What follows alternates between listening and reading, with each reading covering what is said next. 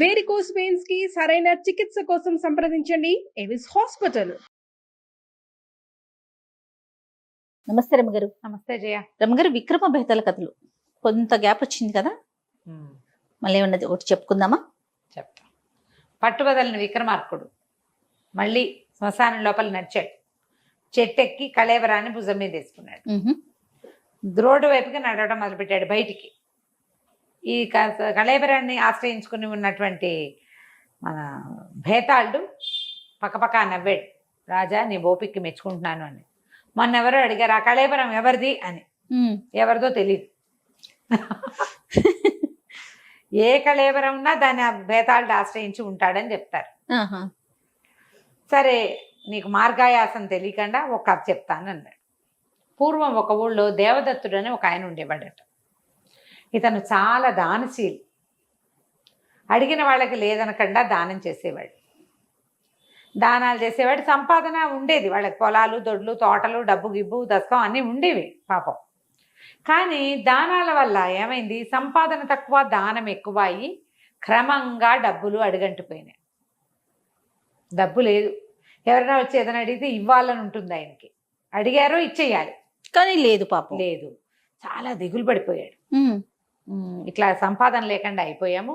పొలాలేమో పండలేదు. పొలాలన్నీ అమ్మేసి డబ్బులు తెచ్చుకుంటే ఎవరైనా అడిగితే అందులో నుంచి 10, 20, 25 ఇచ్చేస్తాడు. భార్య ఏమనేది కాదు. 3, 4 పిల్లలు ఉన్నారు ఆయనకి. సరే, మెల్లిగా వాళ్ళ పెద్ద మేడ కాస్త చిన్న ఇల్లుగా, తర్వాత గుడిసెగా మారిపోయింది. ఏదో పోషించేవారు, భార్య భర్త అవి ఇవి పనులు చేసి పిల్లల్ని పోషించుకునేవాళ్ళు. అందులో కూడా దానం చేసేవాడు. నాటి రాత్రి ఎవరో వచ్చి ఏదో అడిగారు. ఓ 10 రూపాయలు. ఆయన దగ్గర 4, 5 రూపాయలు ఉన్నాయి అంతే. వాళ్ళ అవసరాన్ని తీరదు. ఇంక చాలా విరక్తి పుట్టింది. భార్యకి ఏం చెప్పాడంటే, ఏమే నువ్వు ఇలాగ కూలి పనులకి ఎక్కడో చోటకు వెళ్తూ పిల్లల్ని పోషించు, ఎక్కడికైనా వెళ్ళి ఏదైనా సంపాదించుకొస్తా. ఈ సంపాదన లేని జీవితము, ఈ దానం చేయలేని దిక్కుమాలి బతుకు నాకొద్దు. ఓకే. ఎవరైనా అడిగితే లేదనకుండా చెయ్యాలి మనం అంటే. ఆ భార్య ఒక పిచ్చిమార మాలకం ఒప్పుకుంది. అలాగే వెళ్ళరావయ్యా, నేను ఈ పిల్లల్ని నేను చూసుకుంటాను. ఆవిడ ఏదో రైతు కూలీలాగా ఎక్కడో పనిచేసి 4 గింజల బొడ్లు తెచ్చి పిల్లలు కాచిపోసి బతికేది. ఇతను బయలుదేరాడు. ఏ రకమైన సంపాదన అతనికి కుదరల. అయితే ఏమనిపించింది, చిచ్చి దానం చేయలేని దిక్కుమాలి బతికేందుకు, చచ్చిపోదాం అనుకున్నాడు. ఒక ఎవరి వాకిట్లోనూ ఉన్న గడ్డితాడు ఒకటి సంపాదించి ఒక చక్కటి చెట్టు ఒకటి ఉంది దారిలో, దాని దగ్గర కూర్చున్నాడు. అయితే జనాల సమర్థన తగ్గిపోయి ఊరేసుకుందాం అనుకున్నాడు. ఆ చెట్టు మీద ఒక యక్షుడు ఉన్నాడు. ఆ ఊళ్ళో ఎవ్వరూ ఆ చెట్టు కింద కూర్చునేవాళ్ళు కాదు. అది కూర్చోవటానికి వీలైన చెట్టు కాదు, దాని నీడ.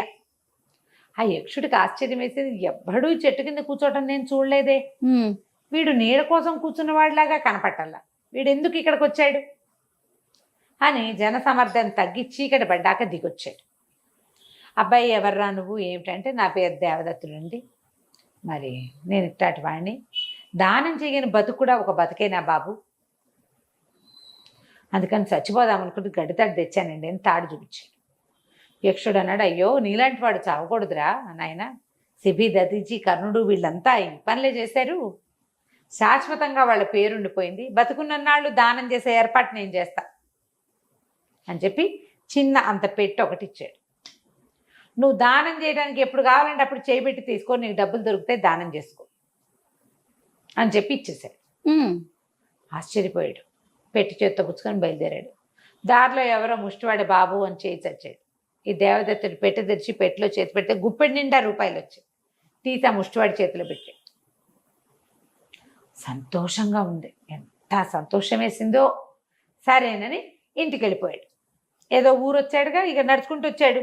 వెనక్కి వెళ్ళిపోయాడు. చక్కనే ఆ ఇల్లు పెద్దది చేసుకుని, డబ్బులు తీసుకుని ఇల్లు పెద్దది చేసుకునే ఆలోచన ఏమీ చేయలే.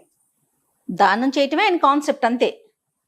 డబ్బులు దొరికేవి, చేయి పెట్టంగానే కావాల్సిన వాళ్ళకి ఇచ్చేవాడు. రూపాయి 2 మిగిలితే ఇంట్లో కావాల్సిన పప్పు ఉప్పు తెచ్చుకునేవాళ్ళు. భార్య పిల్లలు సుఖంగా తినేవాళ్ళు, అంతే. కానీ అతను ఆస్తులు సంపాదిద్దామని అతను ఏమీ ఊహ చేయలే. దానానికి డబ్బులుంటే ఇంకా ఆస్తులు ఎందుకు, ఇంక అక్కర్లేదు కదా, అలా ఉండేవాడు. అయితే ఆ ఊళ్ళో సంకర్షణుడు అని ఒక దుర్మార్గుడు ఒకడు ఉండేవాడు. వాడు ఎప్పుడో ఓసారి ఇలా వెళ్తూ ఎవరో డబ్బులు పుచ్చుకుని వీళ్ళ ఇంట్లో నుంచి వస్తుంటే చూశాడు. ఏమిటి ఏదైనా బాకీ ఇవ్వడానికి వచ్చారంటే కాదండి, నాకు 100 రూపాయలు అవసరమైంది, దేవదత్తుడి దగ్గరికి వస్తే ఆయన ఇచ్చాడు అన్నాడు. దేవదత్తుడే మాస్టివాడు, ఎప్పుడో ముష్టిబతికి అయిపోయింది వాడిది. డబ్బంతా ఏనాడో పోయింది, పొలాలు అమ్మేశాడు, మా బాబాయే కొన్నాడు పొలం అంతా. బంగారం వాళ్ళ ఆవిడ ఎప్పుడో అమ్మేసింది. వీడెవడికో 100 రూపాయలు ఇచ్చేంత దేవదత్తుడికి ఎక్కడుంది సీను? అలా ఆలోచించాడు. అంత లేదు ఇతనికి, ఉండడానికి వీల్లేదు. మనకి తెలిసే ఆస్తులు పోయినాయి, బంగారాలు రింగారాలు అన్నీ పోయినాయి.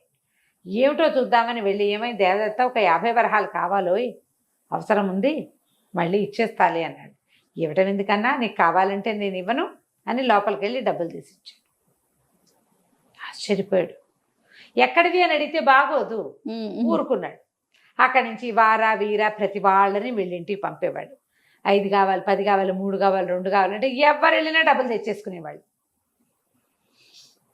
తనే 1-2 సార్లు అవసరానికి వెళ్ళాడు, వచ్చేసినాయి. ఇది కాదని ఓ రోజు నిలదీశాడు. నాయన దేవదత్త, నీ దగ్గర ఆస్తి అంతా పోయింది కదా, ఎక్కడివి ఇవి ఎక్కడివంటే ఒక యక్షుడు ఒక పెట్టిచ్చాడు. ముందు దేవుడు దయ అన్నాడు, వీడు ఒప్పుకోలే. ఓ పెట్టిచ్చాడు, ఆ పెట్టెలో చేయి పెడితే డబ్బులు వస్తాయి అంటే, ఇంకా నయం, నాకు ఇప్పుడు 100 రూపాయలు కావాలి, ఎక్కడ తీసివ్వు నువ్వు అన్నాడు. అతను ఆ పెట్టె తీసుకొచ్చి పెట్టెలో చేయి పెట్టి 100 రూపాయలు తీసిచ్చాడు. ఆశ్చర్యపోయాడు సంకర్షణుడు, ఎంత బాగుంది, ఈ పెట్టె కొట్టేయాలి. ఆ రోజు రాత్రి మర్నాడు రాత్రి వీళ్ళింట్లో చేరి పెట్టె కొట్టేశాడు. ఇంటికి తీసుకెళ్ళాడు, చేయి పెట్టాడు, ఏమీ లేదు. పెట్టె తెరిచి చూస్తే పెట్టె ఖాళీ, పెట్టె అంత బాక్స్ అట్ట పెట్టెలాగా ఉండదు. ఇక దాన్ని విసిరిగొట్టాడు, దానికి సొట్ట కూడా పడలా. పొయ్యిలో పడేశాడు, కాళ్ళ అది కాలదు, సొట్ట పడదు, విరగదు, ఏమీ అవదు. అది చెక్కతో చేయలే, లోహంతో చేశారు, అదేం లోహమో మనకు తెలియదు. ఆటక మీద పడేశాడు. కానీ పగ తీరలా. ఆ సంగతి దుర్మార్గుడు కదా, కొంతమంది అలా ఉంటారు, మనకెందుకు అని అనిపించదు. దొంగ బుద్ధి, పాడు బుద్ధి అనమాట. ఏం చేశాడు, మహారాజు దగ్గరికి వెళ్ళి లోపల అక్కడ తెలియజేశాడు. దేవదత్తుడని ఒకడు ఉండేవాడు, పూర్వం బహుదానపరుడు, వాళ్ళ తాత మా నాన్న కూడా దానపరులే, వాడు ఇప్పుడు కూడా దానాలు చేస్తున్నాడు. అతని దగ్గర దానం పుచ్చుకున్న వాళ్ళందరినీ పిలిపించారు. పిలిపిస్తే అందరూ మాకు ఇచ్చాడండి అన్నారు. ఏదైనా పాతు దొరికిందేమో, ఆ పాతు బహుశా ఎక్కడో దొరికింది, అతను ఇస్తున్నాడు. పాతులు కనుక దొరికితే అది రాజు కదా, చెందాలి లెక్క ప్రకారం. భూమిలో దొరికినవన్నీ రాజువి. అక్కడి నుంచి దేవదత్తుడి దగ్గరికి వెళ్ళారు.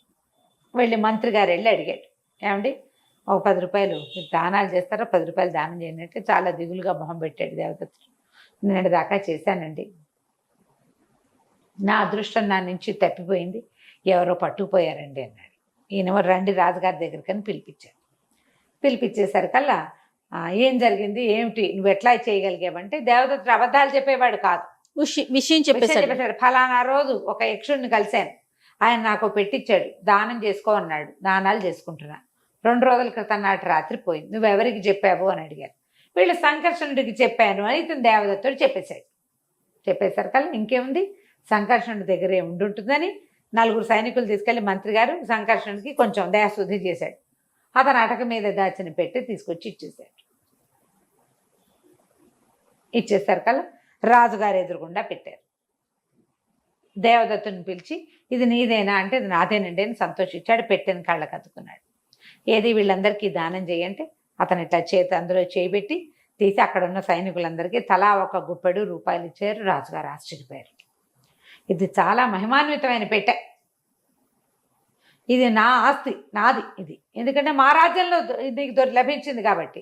ఇవాళ నుంచి నువ్వు రాజుగారి కొలువులో ఉద్యోగివి, నీకు కావాల్సిన జీతం బత్యం మేము ఇస్తాం, పెట్టి నీకు ఇల్లు వాకిలి మేము ఇస్తాం, పెట్టి ఇక్కడే పెట్టి ఖజానా నింపు నువ్వు దీంతో అని చెప్పి దాన్ని చక్కగా పూజ గీజ చేసి ఖజానాలో పెట్టి ఓ 10 సంచులు రెడీ చేశారు. 10 మంది సైనికులు సంచులు కూర్చొని ఉంచున్నారు. దేవదత్తుడు నిర్ఘాంతపోయాడు, ఏం చేయాలో తెలియదు, రాజాజ్ఞ మీరలేడు. సరే కూర్చున్నాడు. పెట్టి తెరిచి చేయి పెట్టి చూస్తే ఏమీ లేదు అందులో, రాలా. రాజుకు చాలా కోపం వచ్చేసింది. అట్లా ఎట్లా అవుతుంది అని మళ్ళీ దేవదత్తుడిని కేకేశారు. ఏమిటి నీ సంగతి అంటే, తెలీదు ప్రభు, నేను ఎప్పుడూ తీసా డబ్బులు, మీ ఎదురుగుండానే తీసా, ఇప్పుడు ఎందుకు రావట్లేదో నాకు తెలియదు. అంతేగా, నువ్వు ఇదివరకు తీసా 100% తీసా, సంకర్షణుడికి ఇచ్చా, మీకు కూడా ఇచ్చా కదా. మంత్రి గారికి ఏమనిపించిందంటే, ఇది ఇలా దౌష్ట్యానికి లొంగే వ్యవహారం కాదు, ఇందులో ఏదో ఒక కిటుకుంది. దేవదత్తుడిని అడిగాడు, అయ్యా మీరు ఏ ఏ అవసరాలకు ఇందులో నుంచి డబ్బు తీశారు అంటే, నేను ఎప్పుడూ అవసరాలకు తీయలేదండి, దానం చేయాలని తీసేవాడిని. వాళ్ళు 10 అడిగితే 10 ఇచ్చి చేతిలో ఇంకా మిగిలిన కాసులతోటి మేము ఇంట్లో ఒక పప్పు ఉప్పు కొనుక్కునేవాళ్ళం. నేనేం ఆస్తులు ఏర్పరచుకోలేదు ఆ డబ్బులతోటి అని దేవదత్తుడి వ్యవహారం అంతా పరిశీలించాడు మంత్రి. పరిశీలించి రాజుకు చెప్పాడు, ఇది మన చేతికి ఇచ్చేది కాదు, అతన్ని వెళ్ళిపోనివ్వండి, ఇది చేస్తే దైవాపరాధం చేసిన వాళ్ళం అవుతాం మనం అని నమస్కారం పెట్టేశారు దేవదత్తుడికి. నీలాంటి వాడి నువ్వేనైనా ఇంటికి వెళ్ళిపోను. ఇంటికి వెళ్ళిపోయిన దేవదత్తుడు యథాప్రకారంగా డబ్బాలోంచి డబ్బులు తీసి అందరికీ దానాలు చేస్తూ హాయిగా ఉన్నాడు. ఈ కథని భేతాళుడు విక్రమార్కుడికి చెప్పాడు. అడిగాడు, రాజా, దేవదత్తుడు తీయగలిగిన డబ్బులు రాజుగారి ఖజానా దగ్గర ఎందుకు తీయలేకపోయాడో చెప్పు అనగానే రాజు చెప్పాడు, వరాలు వేరు, శక్తులు వేరు. దేవదత్తుడికి లభించింది శక్తి కాదు, వరం. అది అతని యందు అతని దాన గుణమునందు మాత్రమే ప్రతిఫలిస్తుంది. దాని ఫలితం ఎప్పుడు ఇస్తుంది? అది ఆయన దానం చేయదలుచుకుని బుద్ధితో చేయబెడితే వస్తుంది. అంతేగాని రాజుగారి బొక్కత నింపడానికి, మంత్రి గారి భార్యకి నగలు చేయించడానికి ఎందుకు వస్తుంది? అందులో అదే కదా, అది శక్తి. ఎక్కడి నుంచైనా గాల్లోంచి తీయగలిగేది శక్తి. దేవదత్తుడికి లభించింది కేవలం వరం మాత్రమే, అతన్ని సంతోషంగా ఉంచడానికి, అతని దాన గుణాన్ని తృప్తిపరచడానికి యక్షుడిచ్చింది. మంత్రికి ఆ విషయం అర్థమైంది కాబట్టి పంపించేశాడు అన్నాడు. ఈ సమాధానం కరెక్ట్ కదా? అంతే. భేతాళుడికి ఎంతో నచ్చింది. చాలా బాగా చెప్పావు, కానీ నువ్వు మౌనభంగం చేసావు కాబట్టి నేను వెళ్ళిపోతున్నాను అని కళేబరంతో సహా లోపలికి ఎగిరి వెళ్ళిపోయాడు.